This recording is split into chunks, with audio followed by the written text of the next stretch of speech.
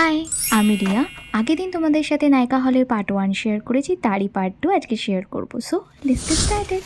আজকে মেকআপ প্রোডাক্টসের সাথে সাথে কিছু স্কিন কেয়ার প্রোডাক্টসও আমি তোমাদেরকে দেখাবো। তো প্রথমেই ছিল মিনিমালিস্টের এই ময়েশ্চারাইজারটা, এটা আমি ডেলি বেসিসে ইউজ করি। এরপর ছিল মার্সের এই মাস্কারাটা। আমি তো তোমাদের আগের ভিডিওতেই জানিয়েছিলাম নিজের মেকআপ প্রোডাক্টসের ক্ষেত্রে আমি সস্তায় পুষ্টিকর জিনিসগুলোই পছন্দ করি। নেক্সট ছিল ফেসেস ক্যানাডার এই কাজলটা, আর ছিল মার্সের এই কনসিলারটা, যেটা আমি হাইলাইটিং কনসিলার হিসেবে ইউজ করব।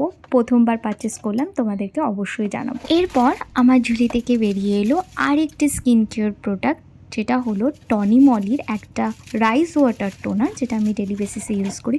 নেক্সট ছিল ওসিসের এই সাইন স্প্রে, যেটা আমার কাজে লাগবে। তারপর ছিল একটা লাক্সের বডি ওয়াশ, আর সবার শেষের প্রোডাক্ট ছিল প্রজের এই বিউটি ব্লেন্ডারটা, যেটা আমি অনেক দিন ধরে দেখছি। অ্যাটলাস পারচেস করেছি, খুবই সফট, এটা আপকামিং ব্রাইডসদের জন্য। তো এই ছিল নায়িকা হট পিঙ্ক সেল থেকে পারচেস করা আমার টোটাল প্রোডাক্টস। এর মধ্যে কোনো প্রোডাক্টসের যদি ডিটেল জানতে চাও তাহলে অবশ্যই আমাকে কমেন্টস করো, আমি সব জানিয়ে দেবো। আর কি, আমার ঝুলিটি ফুরোলো আর আজকের মতো গল্প। দেখা হচ্ছে অন্য কোনো ভিডিওতে।